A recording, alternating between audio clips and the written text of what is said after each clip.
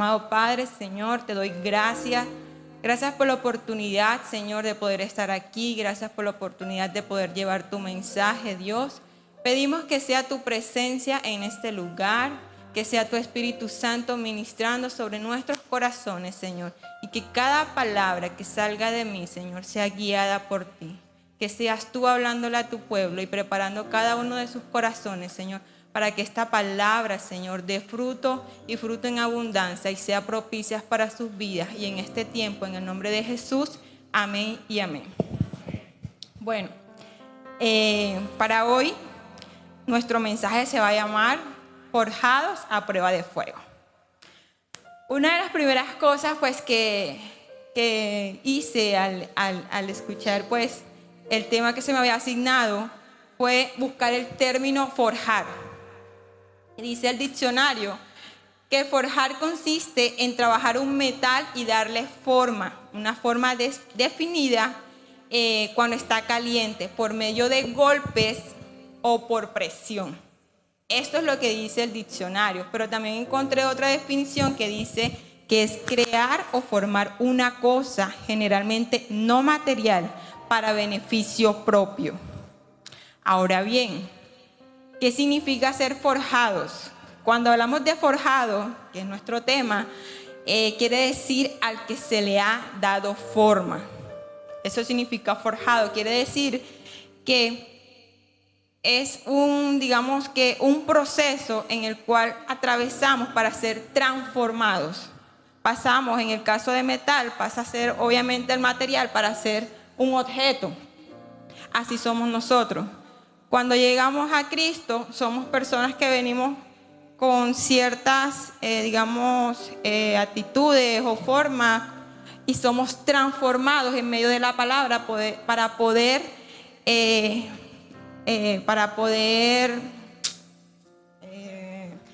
servir o para poder ser útiles para Dios.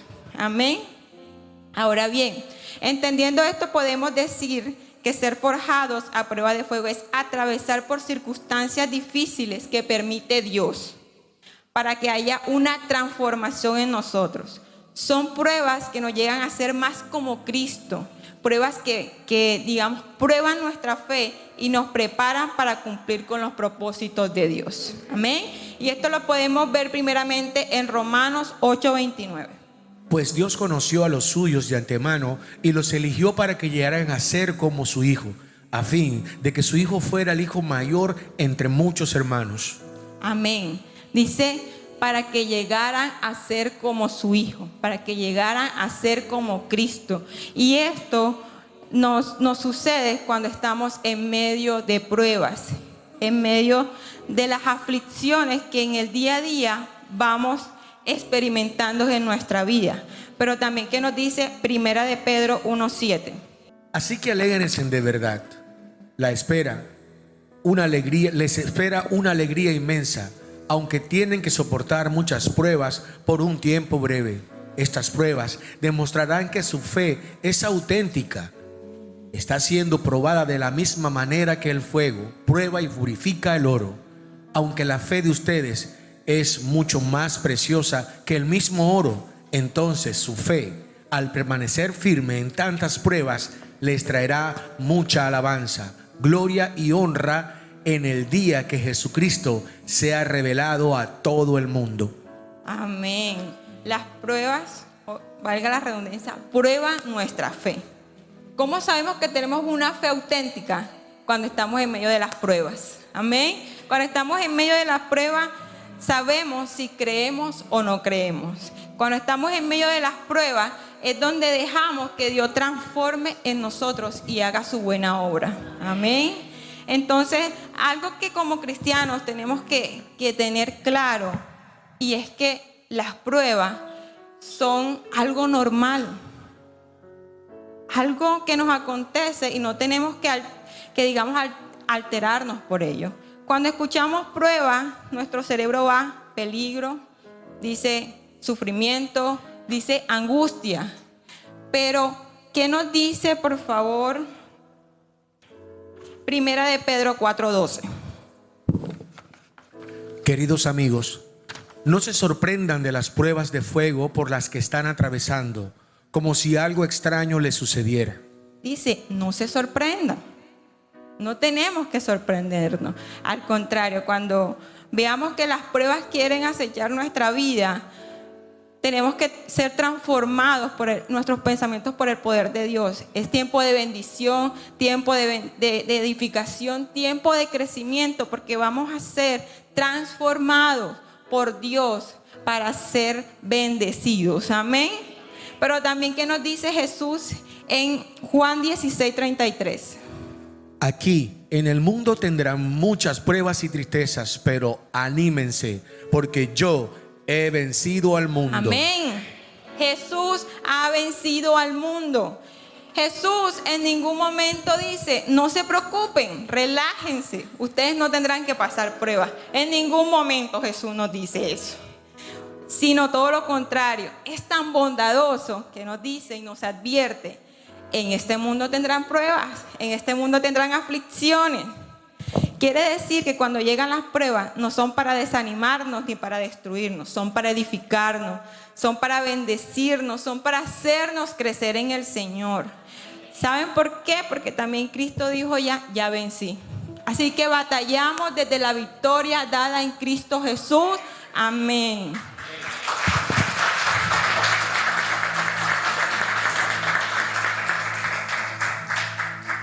Dígale al que está a su ladito: soldado avisado no muere en guerra. Amén. Bueno, mire, las pruebas son el medio que Dios usa para procesarnos y para cumplir con sus propósitos. Pero para esto hay algo muy importante que tenemos que saber también. Tenemos que ser valientes. Dios dice: esforzaos y sé valientes. Amén. Y quiero que por favor leamos Segunda de Samuel, capítulo 23, versículos del 8 al 17. Estos son los nombres de los guerreros más valientes de David. El primero era Jesobeán, el Jamonita, quien era el líder de los tres guerreros más valientes entre los hombres de David. Una vez utilizó su lanza para matar a 800 guerreros enemigos en una sola batalla. El siguiente en rango entre los tres era Eleazar, hijo de Dodai, un descendiente de Ahoa. Una vez Eleazar y David juntos les hicieron frente a los filisteos cuando todo el ejército israelita había huido. Siguió matando a filisteos hasta que se le cansó la mano para levantar su espada. Y ese día el Señor le dio una gran victoria. El resto del ejército regresó recién a la hora de recoger el botín. El siguiente rango era Sama, hijo de Agé, de Arar. Cierta vez los filisteos se reunieron en Leí y atacaron a los israelitas en un campo lleno de lentejas. El ejército israelita huyó, pero Sama no cedió terreno en medio del campo e hizo retroceder a los filisteos. Así que el Señor le dio una gran victoria. En este relato se nos hablan de tres hombres valientes. Los valientes se le llaman los valientes de David. Entre ellos estaba Betsabé, Eleazar y Samá. Son hombres que, como vimos en los relatos, no se amedrantaron ante las pruebas, no se dejaron engañar, a pesar de que quedaron solos, porque dice que el pueblo los abandonó. Ellos no se dejaron engañar por la situación que les tocó afrontar, sino que fueron valientes y se mantuvieron firmes. Siempre estaban preparados para librar cualquier batalla, estaban adiestrados, estaban formados y equipados para guerrear. Dice Primera de Crónicas 12:13 que eran hombres entendidos en los tiempos y sabían lo que Israel debía hacer. ¿Qué les permitió esto? Que Dios le diera la victoria. Yo les pregunto en esta mañana, iglesia, ¿estamos equipados para batallar? ¿Estamos siendo apercibidos a los tiempos que nos está tocando vivir? Vemos cantidades de noticias a diario. Todos estamos padeciendo, desde el más pequeño hasta el más grande. Y es el tiempo en el que debemos fortalecernos en Dios. Es el tiempo en que debemos buscar más de Dios.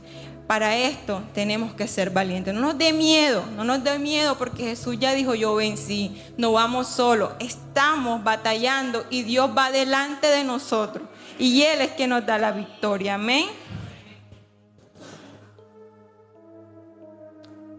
Las pruebas que muchas veces nos llevan al límite son las que nos permiten desarrollar habilidades y fortaleza. Son las que nos permiten ser esas personas que antes no creíamos ser ni tener habilidades que nos llevan a cumplir el llamamiento que Dios nos ha asignado. Yo recuerdo que cuando yo llegué a esta iglesia hace 7 años, casi 8 años, y para el que me conoce desde ese entonces, saben que yo soy una persona que soy muy callada. Yo, la verdad es que a diferencia de mi esposo, que él es lo contrario a mí, yo soy como más antisocial, o sea. Pero en medio de esto, a nosotros nos ha tocado vivir muchas pruebas, ¿cierto? Muerte, enfermedad, crisis económica, en fin. Pero en medio de cada una de esas pruebas, Dios ha formado nuestro carácter. Dios nos ha enseñado, nos ha dado y nos ha mostrado habilidades que nosotros no creíamos tener. Si a mí me preguntan, hace 7 años, ¿tú creíste que ibas a estar aquí? Yo hubiera dicho no. Yo decía, o sea, me da un pánico escénico, me da de todo. Y el simple hecho de imaginármelo, yo hubiera dicho no estoy para eso. Porque a diferencia que hay personas que usted le nota que tienen las habilidades, que tienen las capacidades, hoy puedo decir gloria a Dios.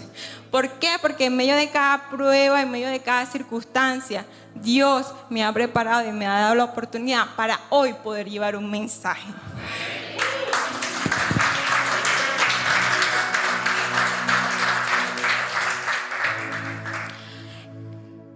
Algo que también en medio de este estudio y veía es que el proceso de ser forjados a prueba de fuego tiene 2 particularidades.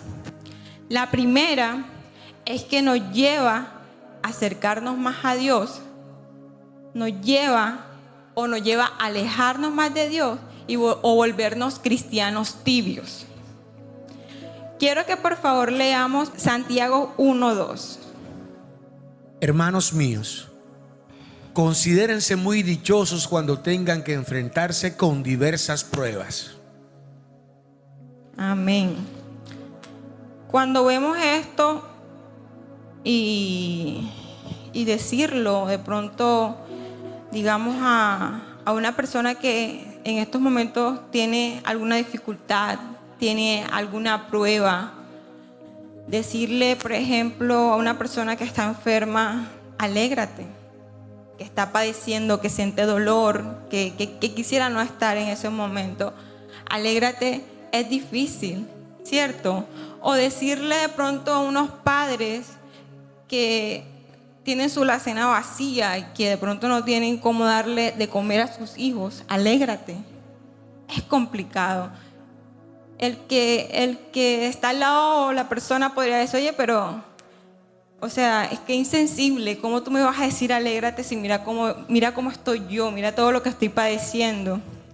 Pero cuando estamos conectados con Dios, cuando estamos adiestrados, cuando estamos metidos en la palabra, es diferente.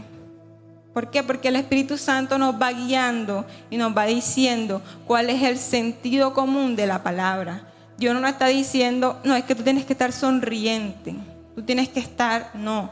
Dios no está diciendo, alégrate, porque ahí en medio de ese momento es en el que yo me voy a glorificar.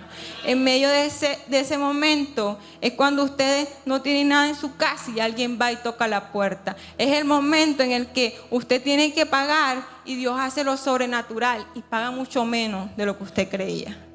Amén. El versículo tiene una particularidad, ¿cierto? Y dice que son diversas pruebas. Amén. No solamente es una. De pronto alguien está aquí, no, pero es que yo no tengo trabajo, tengo problemas de salud, tengo problemas familiares. No importa la circunstancia, usted no deje de creer. Porque para el que cree, todo le es posible. Amén. Ahora bien, Sucede lo contrario cuando estamos distraídos, cuando estamos débiles espiritualmente. ¿Qué pasa cuando llegan las pruebas? Estas nos superan. Estas hacen de nosotros que pongamos nuestra mirada en lo que está alrededor y no en Dios, en aquel que todo lo puede. Llega la queja, nos volvemos insensibles a las cosas de Dios y dejamos de servir con amor y fervor. Nuestra relación se enfría a tal punto que no sentimos la presencia de Dios fluir en nosotros. Eso es lo que pasa cuando estamos en medio de pruebas y lo que hacemos es buscar soluciones de humanos, en vez de llegar y postrarse delante de Dios, en vez de llegar y coger este libro, que aunque a veces nosotros no lo entendamos, que aunque a veces no nos comprendamos, Dios nos habla, Dios nos fortalece. A través de la palabra, Dios renueva nuestra fuerza.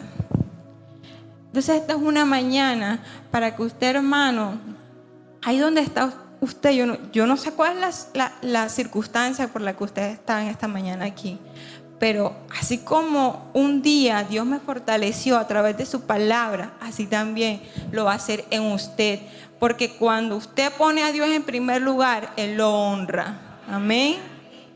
Quiero que también vayamos a Santiago 1:3. Sabiendo que la prueba de vuestra fe produce paciencia. Amén. Produce paciencia. Palabrita difícil, ¿verdad? A ver, la paciencia. Yo no sé usted, pero a mí la paciencia es algo que me ha costado desarrollar bastante, ¿cierto? Yo creo que cuando dijeron, vengan los impacientes, yo iba ahí en la primera fila esa que yo iba. Pero Dios ha sido bueno y también me ha enseñado. Y cuando Dios a mi vida dijo, ok, vamos a desarrollar la paciencia, fue algo así. Yo estaba en este estudio y yo decía, ¿cómo fue la paciencia? Y me acordé de un momento, bueno, de varios, cuando iba con mi esposo en el carro. De repente usted iba hablando, no sé qué, y le pega un frenón al carro. Le queda como que así igualito yo sentí cuando Dios comenzó a desarrollar la paciencia en mí, me puso un freno y me dijo, no es en tu tiempo, es en mi tiempo. Amén, es en el tiempo de Dios. A veces creemos que el tiempo, Dios se demora, o que Dios no está orando, o que, no sé, Dios se olvidó de nosotros, pero no es así. No es así. Dios tiene un tiempo para cada situación. ¿Por qué? Porque en medio de ese tiempo es que nuestro carácter va a ser fortalecido, va a ser moldeado, vamos a aprender. Pero si en medio de ese tiempo nos quejamos, si en medio de ese tiempo comenzamos a mirar lo que Dios no está haciendo, entonces déjeme decirle que su proceso va a ser más largo. ¿Por qué? Porque usted no va a ver la obra de Dios actuar en la situación que usted está deseando.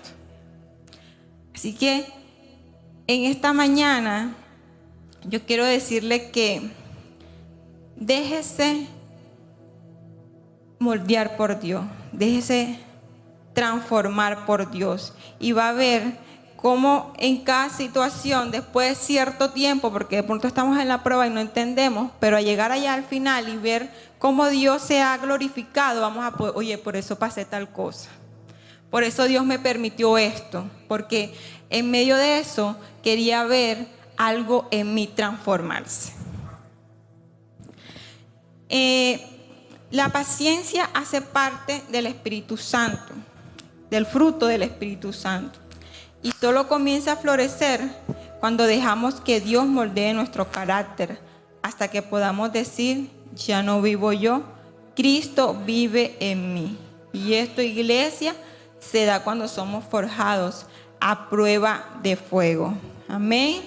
Entonces, en esta mañana quiero decirte o decirles como como una persona que fue transformada o ha sido transformada por Dios en muchos aspectos. Todavía seguimos corriendo la carrera de la fe porque no nos ha transformado en un solo día ni en un solo proceso. Pero decirte, iglesia, que cualquiera la situación que estés pasando hoy, úsala para que Dios haga en ti su voluntad.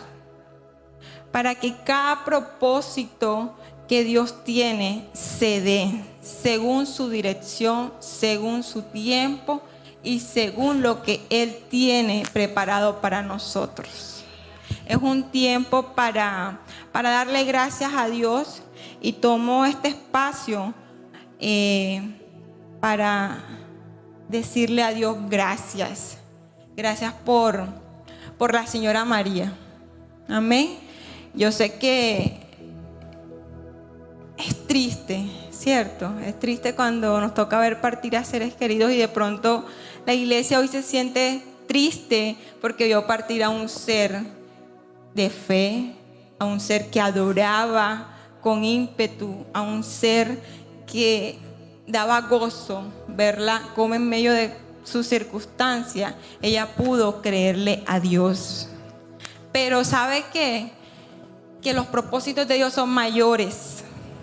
Porque de pronto el que está enfermo quiere ser sanado, el que está en crisis económica quiere ver el recurso, de pronto el que está en crisis matrimonial quiere ver restauración.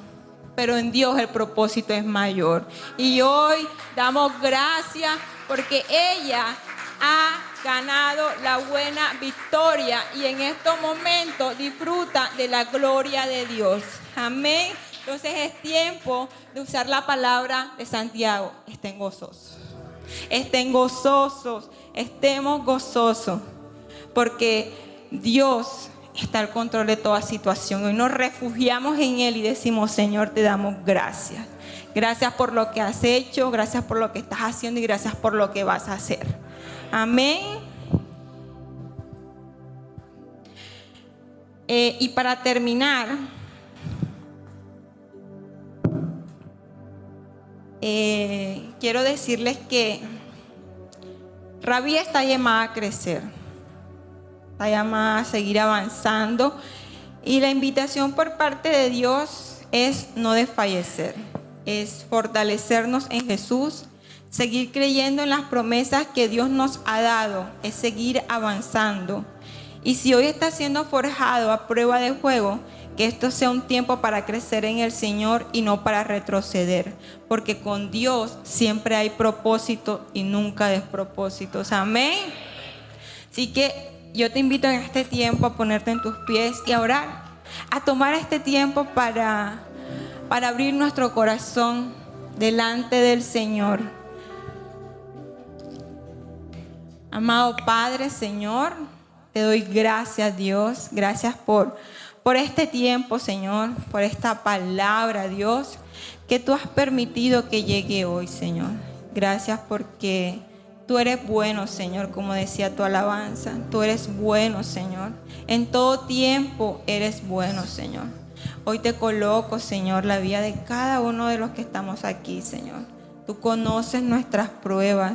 Tú conoces, Señor, lo que estamos padeciendo, Señor. Quizás algunos, Señor, más que otros, nos sentimos cansados, nos sentimos agobiados, Señor. Padre, sentimos que la prueba nos está hundiendo, Señor. Todo lo que va a acontecer sea en tus manos, Señor. Todo lo que vayamos a hacer sea en tu nombre, Señor.